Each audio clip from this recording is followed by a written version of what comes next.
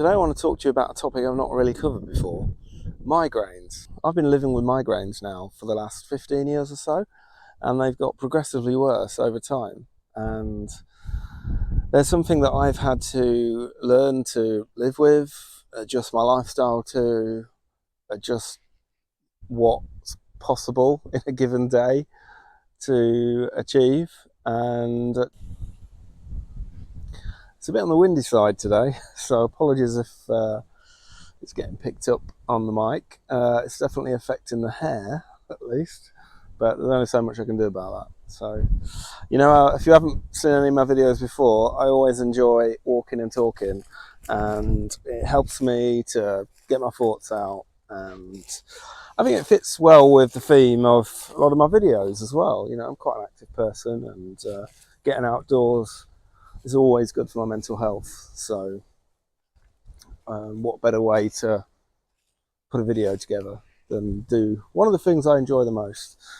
So yeah, I've had migraines for the last 15 years or so, and I guess to give you a brief bit of background, I kind of grew up having seizures in my childhood, and was later diagnosed as nocturnal epilepsy, which feels like it's relatively rare. I'm not really sure I've met anyone that's ever had that type of epilepsy before.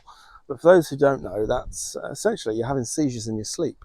So you're not aware you're having one until you wake up the next day and you've had one.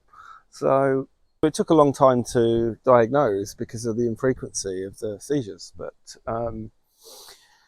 eventually I was medicated for it, and I think that I was on those meds. I can't remember what the medication was now, but 6 years, something like that, I was on them for, and they seemed to just pass. I suddenly stopped having them over a period of time. Anyway, it took, I think, 4 years or so before I realised that maybe I've turned a corner here.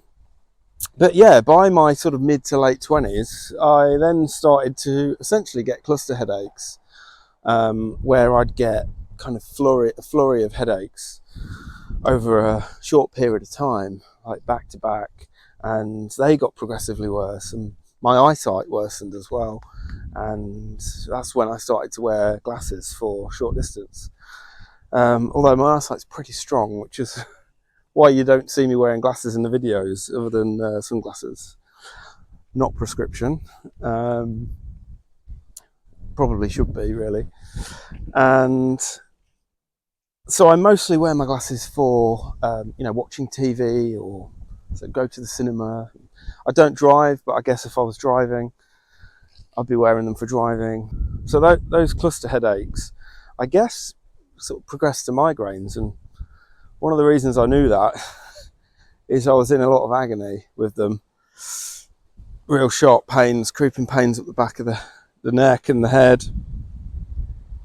My eyes would really physically hurt. My actual eyeballs would hurt a lot.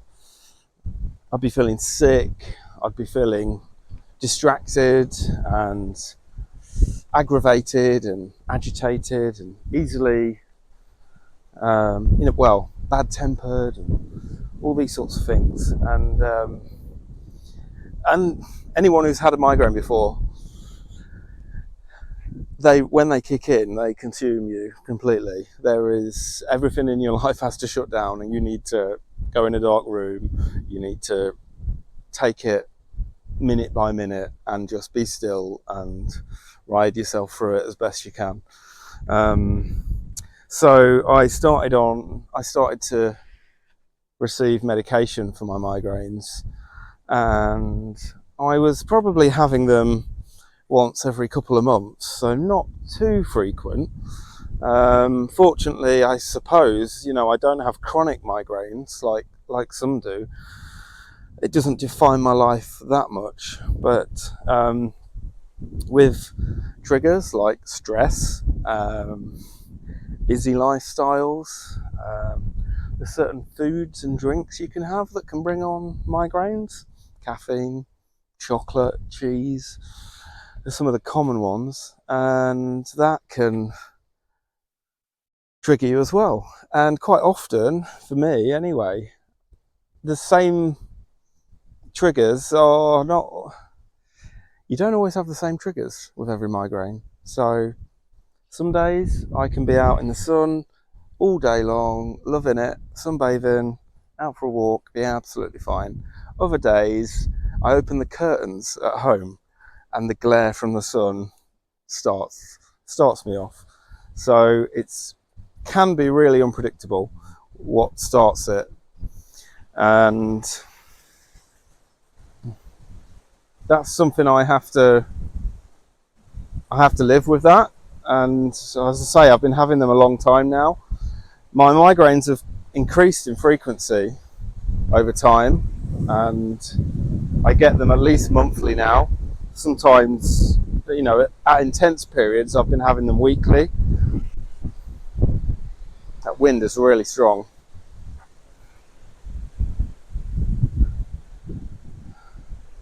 I'm going to wander over this way. So in terms of how I medicate for the migraines, when I have a headache, perhaps like a lot of people, paracetamol and ibuprofen tends to do the job. Make sure that I'm drinking. If I've not been eating very much, make sure I have some food. Usually I try and eat a bit of food before I have any tablets if I can. It just seems to help settle it down quicker. And if I have paracetamol and ibuprofen, if I have that and my situation improves, then obviously it's not a migraine. And occasionally that can be the case, which is nice. But more often than not, I was finding I was having paracetamol and ibuprofen and it wasn't touching it. So I was put on some medication. I believe it was sertraline. I can't remember what dose, but it was a dose that I kept that had to be increased over time to find the right amount that would work. And so I was having sertraline on top of the paracetamol and ibuprofen, and that tended to work. But that was a tablet I took kind of as a reactive, so that there was something I could take that would, alleviate the worst of the pain. Quite often I used to find if I was having a really bad migraine, I just have to be in darkness, and it might take half an hour or so for the sertraline to kick in, and I often feel this little pop sensation in my head, like it's just gone, like the pressure's relieved kind of feeling. And then within 15 minutes I could be up and about getting on with my day. It's, to go from, kind of being completely shut down to back to normal very quickly, meant that the sertraline did a really good job. But as my migraines increased, having sertraline wasn't really working for me because I was having it more and more, and I was sometimes finding it wasn't really touching the migraines. So obviously my migraines were getting worse in terms of how severe they were for me. So I had to be moved onto a preventative. So, and that was my choice. And I don't know about you, but for me, I've always never been a fan of taking medication. Like, I've always found that, even down to things like multivitamins and stuff, if you're eating well and you're looking after your body and, you've got a fairly good diet, you don't need to be like Joe Wicks or someone to be looking after yourself. You can, eat sensibly, drink well, and keep active, and most of the time you're alright, And paracetamol and ibuprofen here and there, but they're just your typical kind of pain relief and muscle relief and inflammation kind of tablets. So they're pretty much your everyday staple. So, not that I was having them every day, but I was never a fan of taking medication that I was having to have every day just to function. I was maybe fortunate enough in life that I've never had to do that before. So for me, that was a really difficult hurdle with having to take a preventative medication for me, because it was all, it's to do with my own, what's the word? I can't think now, but yeah, I had my own hang-ups about that, but I kind of came to that realization that I was going to need to have a preventative if I was going to be able to function properly. And by that stage, I was having migraines weekly. And so this was what, 12 to 18 months ago. So before my depression diagnosis, but certainly I think the migraines was probably a contributor to the quality of my life in the run up. So I did find that being on a preventative was a sensible move. So I moved on to propranolol, which is what I'm still on at the moment. And it makes such a difference. It really does. Honestly, I have 2 of those a day. And I'm trying to think now, is it 40 milligrams? I think it's 40 milligrams I'm on. And yeah, it works. So I have those every day. And I still get migraines now and again. I do. It's rough as hell. Sometimes I have to take a sertraline on the top, but don't tell anyone.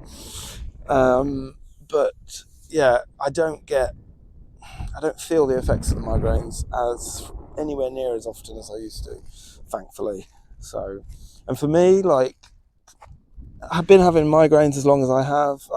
There is a bit of a pattern, and there are specific triggers that I have, and one of them is stress. So that's difficult to deal with. Everybody gets stressed in life, but where I can, I try and reduce the stress. So if there's stress at home, I try and go into another room or try and create a situation where there's less drama going on, that kind of stuff if I can. If I'm too busy, I'm too active, I just try and slow down, lower my expectations for myself as well, which is hard because I've always had a real high expectation for myself. So that's been a struggle for me to try to, accept that. I've just had to restart on a different day because after I got home, I realised that the microphone battery had died about halfway through recording that last segment. So I'm going to try and pick up from where I left off. So I've been making these adjustments in my life, and I have had to lower my expectations for myself in terms of just what is achievable, or the fact that should a migraine come along at some point, it's just going to throw off my day. It might even throw off the week, and I have to be prepared for that, really. And making these steps when it comes to going on to preventative meds is one way of trying to tackle the frequency of the migraines. So they're less often and they're becoming less debilitating like that. The other way is, as I outlined earlier, is being able to make changes to your lifestyle and to what you eat, what you drink, and trying to minimize the triggers that I know affect me. And anyone who has migraines will have potentially different triggers, and it is a bit of a journey to try and work those out because it's not always obvious. And certainly for me, most of my triggers aren't consistent. So what can affect me one time won't affect me another time. So I don't go out of my way to avoid caffeine or to avoid eating cheese or to avoid the sunshine and these kind of things. But I have to have measures in place so that I can adapt my life as I need to, or I'm better now at spotting the early signs of a migraine coming on. And it is difficult sometimes because it can often start with a pain in one particular place, and that's very much like a headache. So it can be a fine line to begin with, whether you've just got a headache or whether it's the early stage of a migraine. But yeah, it's not always the case. So it's yeah, it can be difficult to sort of spot that, even with like the experience I've got with having them. It's kind of hard to tell. So, and I've learned that there is, I guess, a scale. I don't think this is an official thing. It's just something that I've kind of worked out, really. So it's a bit like a Richter scale for earthquakes, that kind of thing. That in terms of that severity of migraine, really, and just how they compare, really. So it's nothing fancy or scientific or anything like that. It's helped me understand what's manageable and what I can cope with and what I need to urgently adapt my lifestyle to in that given moment or on that day. So let's say a headache is, I don't know, say a 4 on a scale of 1 to 10 in terms of that severity. A bad headache might be a 5. And with a headache, as I say, you're taking paracetamol or ibuprofen, and usually that does the job. Keep drinking because slightly body's dehydrated, and make sure you're eating some food as well. And that, with a little bit of rest, that will usually pass. With a migraine, a minor migraine, it's probably a 6 to a 7, and that's usually a more lingering pain, and I might have the odd side effect here and there or trigger to it. So it might be the glare from light, for example, or I might be feeling a little bit sick, just about. But I'll have some medication. I'll try and minimize my triggers, and it should pass within an hour of taking that action. So the next one up for me would be a moderate migraine. So that would be around an 8, and that's where you're getting several symptoms from the migraine that's affecting you. I usually start to find that my senses go a bit haywire. So noise affects me. I become very sensitive to noise levels. I might be sensitive to the touch. I might get goosebumps, that kind of thing. I'm usually feeling sick. I might have issues with glare and light levels, and so my eyesight's affected. And even my sense of taste. I have to deal with those different elements and then take the meds and try and rest, and I often need to shut down for a while. Going into a dark room, it might mean me just having silence, peace and quiet wherever I am, and just try to ride it out for a couple of hours. Many a time I end up having to have a sleep. That's like the only way I can kind of switch off from it, and fingers crossed I feel better when I wake up. And that might be a sort of 2 to 3 hour, I guess, long nap really for me. And I don't sleep in the day. It's unheard of for me to sleep in the day, unless I've been up all night, but that's really rare that happens. So that's the level for me of a moderate migraine. The next one along for me would be a serious migraine, which is more of a 8, 9, creeping into a 10 really, which is where it recurs. So I go through all that I've just outlined with the 8, and then the next day I have the same again. And fortunately I don't have them quite as much now, particularly that I'm on preventative medication with propranolol, so that's really helped minimize those recurring migraines. But I do still get the lingering effects, like the head pains and just the sort of general fuzziness really, that I can find I have with migraines. But yeah, the quality of life is a lot better with the meds I'm on now and with the lifestyle I have as well. There's flexibility and adaptability for me in terms of where I work, how I manage my days, the different environments I have around me, so that I'm able to get to quiet spaces or dark spaces fairly easily if I need to. The difficult part is always taking action on what best to do next, because you can't always tell from when you feel like you have a migraine coming on how quickly it's going to increase in terms of the pain and the triggers, and how quickly it can become debilitating.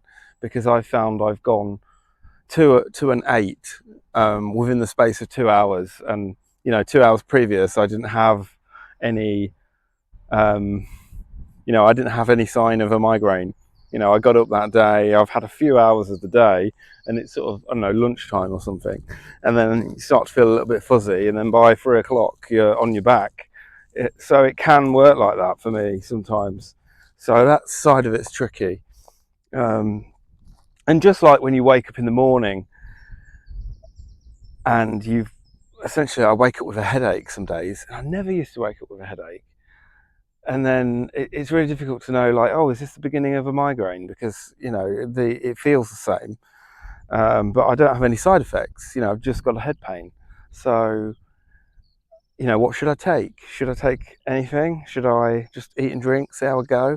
And you do end up kind of going through the day a bit, because you don't want to write the day off because you've got a bit of a pain in your head, because that's feels like you're being ridiculous. But you know, there's a fine line sometimes between just having a headache and just how quickly that can progress into a migraine.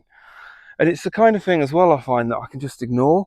So, you know, like today I've got a head pain like up here, my eyes are fine, I've got no um other side effects really. I feel fine kind of in myself, to be honest. But could that progress? Could my eyes start to hurt?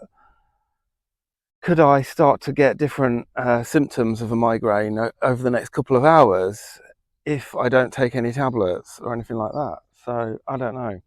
So I am going to take some tablets shortly. I'll take some paracetamol and ibuprofen, and usually this should help it to pass.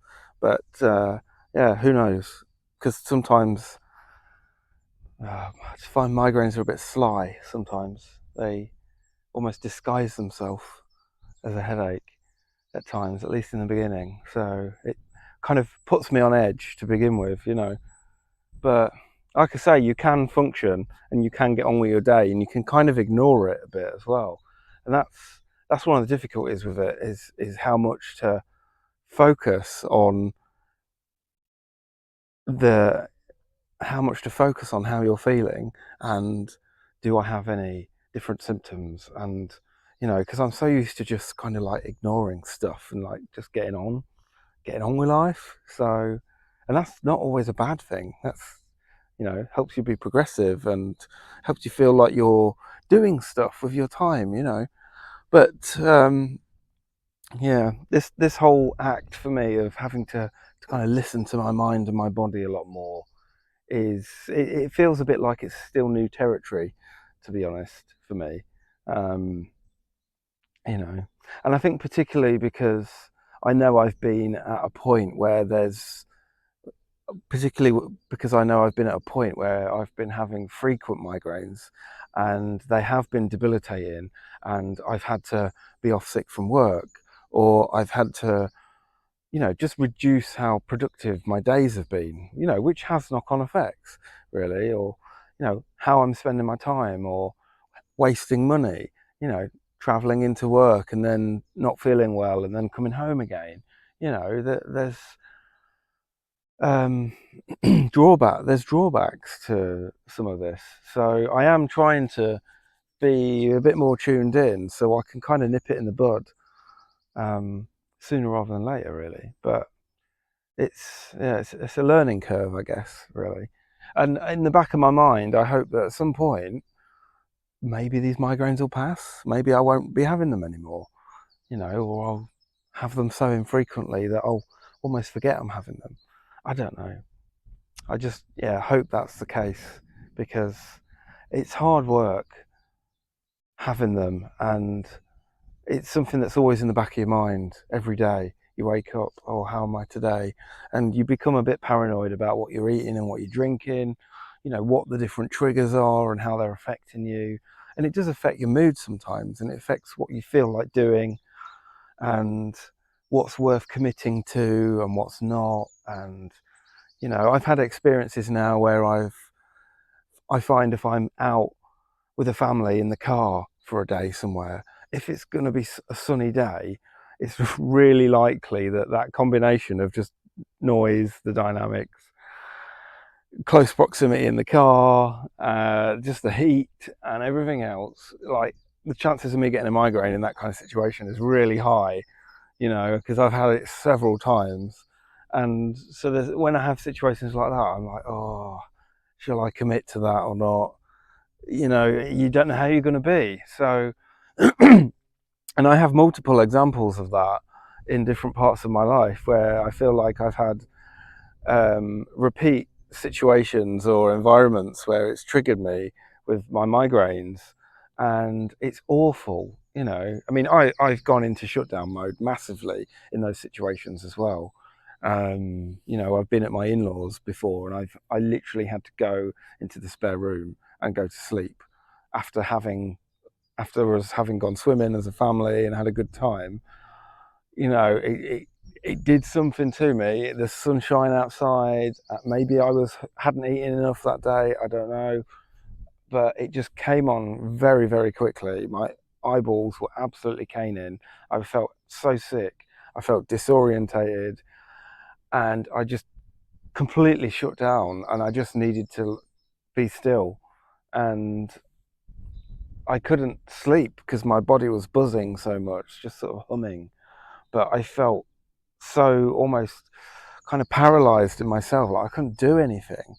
And I remember that time so vividly. And I'd left the house, I don't know, 4 hours before, felt absolutely fine, you know. But stupidly on that day, I forgot to take any medication with me, so I didn't have anything. I wasn't on a preventative at the time for my migraines, but I'd forgotten to take my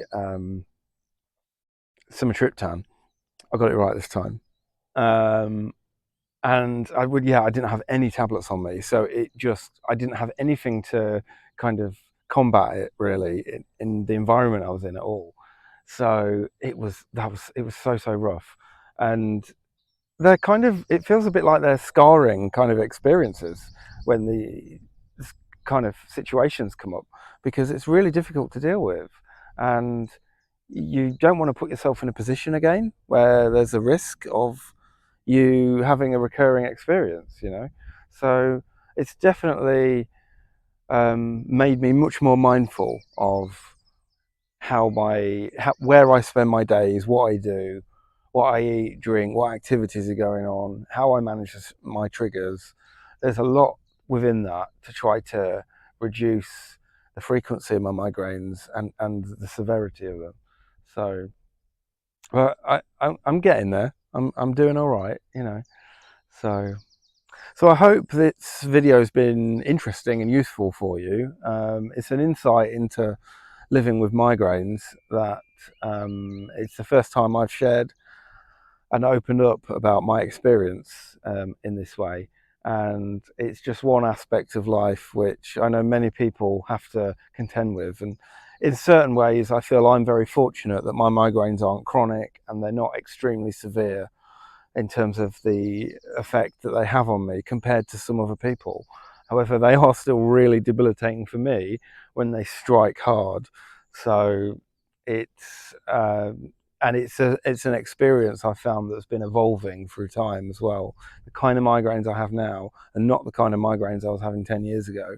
So, you know, there's probably a lot to be said for lifestyle, diet, exercise, what exposure you have to certain aspects of kind of modern society these days, really.